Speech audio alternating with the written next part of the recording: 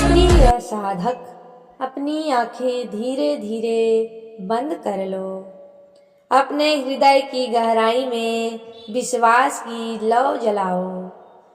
पूर्ण समर्पण के साथ अपने अंदर उठती हुई दिव्य शक्ति को महसूस करो। हर विश्वास के साथ अटूट शक्ति, अटूट शांति, अटूट आनंद को अपने भीतर उतारो। हर विश्वास के साथ सारी नकारात्मक को बाहर निकाल फेंको। अपने चारों ओर एक दिव्य प्रकाश की कल्पना करो जो तुम्हें सुरक्षा दे रहा है, जो तुम्हें समृद्धि की ओर ले जा रहा है। क्योंकि आज जो तुम सुनने जा रहे हो वह हर किसी के भाग्य में नहीं होता। अगर आज तुम इस वीडियो तक पहुंच गए हो तो समझ लो यह संयोग नहीं है, यह संकेत है, तुम्हारी किस्मत बदलने का संकेत है। आज आप सुनने जा रहे हैं सृष्टि के पालनहार भगवान विष्णु, धन वैभव ऐश्वर्य की अधिष्ठात्री माता लक्ष्मी और असीम धन संपत्ति के स्वामी देवताओं के खजांची कुबेर एक अत्यंत दुर्लभ धन आकर्षण करने वाला मंत्र। यह ऐसा मंत्र है जिसे सुनते ही इन तीनों दिव्य शक्तियों की कृपा एक साथ बरसने लगती है और जिस व्यक्ति पर विष्णु जी का संरक्षण, लक्ष्मी माता की आशीर्वाद और कुबेर देव का खजाना एक साथ खुल जाए उसके जीवन में दरिद्रता कभी टिक नहीं पाती। भक्तों, आज मैं आपसे वादा करती हूँ, यदि आपने इस मंत्र को केवल श्रद्धा से सुन लिया तो आपके जीवन में ऐसा परिवर्तन होगा कि आप स्वयं आश्चर्यचकित रह जाएंगे। यह कोई कहानी नहीं है, आस्था का सिद्ध अनुभव है। जिन लोगों ने इन मंत्रों को 41 मिनट तक ध्यान पूर्वक सुना है उनके जीवन में अचानक शुभ समाचार आए हैं। किसी को रुका हुआ धन मिल गया, किसी के व्यापार में बढ़ोतरी हो गई, किसी के घर में सुख शांति लौट आई। अब बारी आपकी। परंतु ध्यान रहे, मंत्र को अधूरा मत छोड़ना, एक सेकेंड भी स्किप मत करना, क्योंकि ऊर्जा वही पूर्ण सफल देती है जहाँ श्रद्धा पूर्ण होती है। यदि सच में अपनी किस्मत बदलना चाहते हो तो पूरी एकाग्रता से सुनो और मैं पूरे विश्वास के साथ कहती हूँ, मंत्र समाप्त होने के 24 घंटे के भीतर आपको कोई ना कोई शुभ संकेत अवश्य मिलेगा। तो अब अपने मन को शांत करो, हृदय में पूर्ण विश्वास जागृत करो और ध्यान में डूब जाओ। दिव्य मंत्र का जाप प्रारंभ करते हैं। ओम नमो नारायण अनंताय सहस्रश्रीणे श्री ह्रीं क्लीं कमलालये महालक्ष्म्ये सर्वसौभाग्यदाहिने नमः। ओम वैष्णवाय महायक्षराजाय कुबेराय समृद्धं अखंडं कुरुं कुरुं स्वाहा। नमो नारायण अनंताय सहस्रश्रीणे श्री ह्रीं क्लीं कमलालये महालक्ष्म्ये सर्वसौभाग्यदाहिने नमः। ओम वैष्णवाय महायक्षराजाय कुबेराय समृद्धं अखंडं कुरुं कुरुं स्वाहा।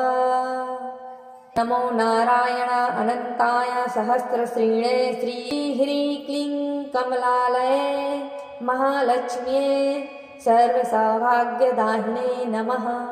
ओम वैष्णवाय महायक्षराजाय कुबेराय समृद्धं अखंडं कुरुं कुरुं स्वाहा। नमो नारायण अनन्ताय सहस्रश्रीणे श्रीह्रीं क्लीं कमलालये महालक्ष्म्ये सर्वसौभाग्यदाहिने नमः।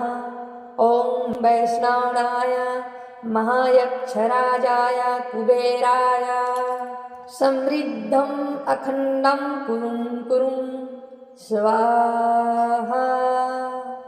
नमो नारायण अनन्ताय सहस्रश्रीणे श्रीह्रीं क्लीं कमलालये महालक्ष्म्ये सर्वसौभाग्यदाहिने नमः। ॐ वैष्णवाय महायक्षराजाय कुबेराय समृद्धम् अखण्डं कुरुं कुरुं स्वाहा।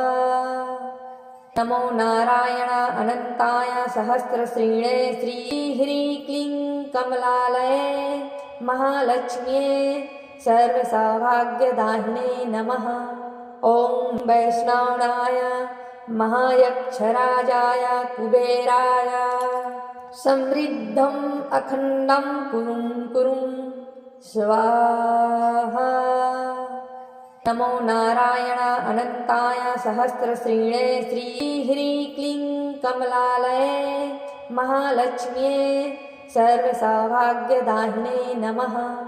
ॐ वैष्णवाय महायक्षराजाय कुबेराय समृद्धम् अखण्डं कुरुं कुरुं स्वाहा।